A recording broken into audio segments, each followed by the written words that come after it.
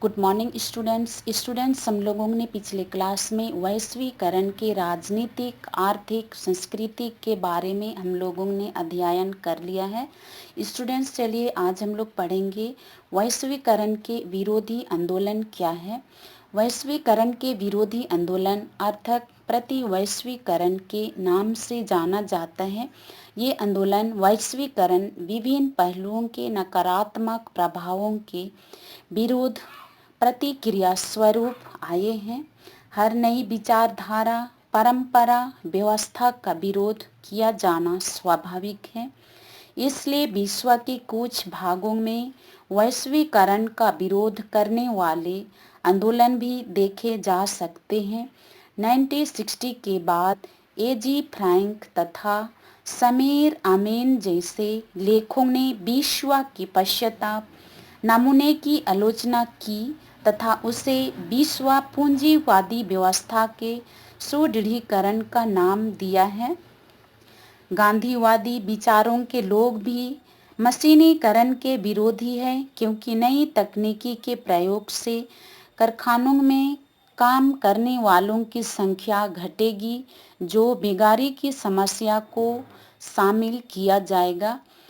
वैश्वीकरण की लहर ने लोगों के सामाजिक सांस्कृतिक जीवन को इस प्रकार प्रभावित किया है कि अब खान पान, वेशभूषा की स्वस्थ रीतियाँ टूटती जा रही है। मुस्लिम समाज के कट्टरपंथी इस नए फैशन को इस्लाम विरोधी कहते हैं। भारत में शिवसेना के लोग वैलेंटाइन दिवस की निंदा करते हैं। एक और वैश्वीकरण के समर्थक इसे नई विश्व संस्कृति का उदय कहते हैं, तो उनके विरोधी अपने धर्म मत की दुहाई देकर उसकी कटु निंदा करते हैं। संक्षेप में हम लोग कहेंगे, कट्टरवादी रूढ़िवादी संगठन अनेक देश में मौजूद है जो वैश्वीकरण की बढ़ती हुई लहर का विरोध कर रहे हैं। वैश्वीकरण के विरोधियों ने अपनी आपत्तियों के साथ सुधार के कुछ निम्नलिखित सुझाव प्रस्तुत किए हैं। पहला, 1990 में सियाटल में विश्व व्यापार संगठन 70 अचानक रोक दिया गया। अमेरिका के श्रम संगठन व पर्यावरण की सुरक्षा से संबंधित गुटों के विरोध ने हिंसात्मक रूप धारण कर लिया था। उनकी मांगे थी कि बहुराष्ट्रीय कंपनियों के बढ़ते हुए वर्चस्व को रोका जाए तथा अमेरिका में विदेशी श्रमिकों का प्रवेश न हो। दूसरा, अंतर्राष्ट्रीय स्तर पर कार्यरत वित्तीय संस्थाओं जैसे अंतर्राष्ट्रीय मुद्रा कोष, विश्व बैंक की कार्यप्रणाली में रचनात्मक परिवर्तन किए जाएं, ताकि विश्व के अल्प विकसित या विकासशील देश को नरम शर्तों व कम ब्याज पर वित्तीय सहायता उपलब्ध हो सके। तीसरा, कुछ बड़े देशों की बहुराष्ट्रीय कंपनियों के बढ़ते हुए प्रभुत्व को रोकने के लिए कुछ समांतर अंतर्राष्ट्रीय क्षेत्रीय संस्थाएं स्थापित की जाएं। चौथा, विश्व स्तर पर आर्थिक प्रशासन लोकतांत्रिकरण किया जाए। पांचवा, इस बात की परम आवश्यक है कि दुनिया से गरीबी, बेगारी, शोषण, उत्पीड़न, अन्याय जैसे दोषों को दूर किया जाए। नेक्स्ट, वैश्वीकरण के कारण। वैश्वीकरण के निम्नलिखित कारण है। पहला, वैश्वीकरण के लाभों का असमान वितरण। दूसरा, विकसित देश में आय की बढ़ती असमानताएं और रोजगार का नुकसान। तीसरा, आईएस जैसे आतंकवादी संगठन का उदय।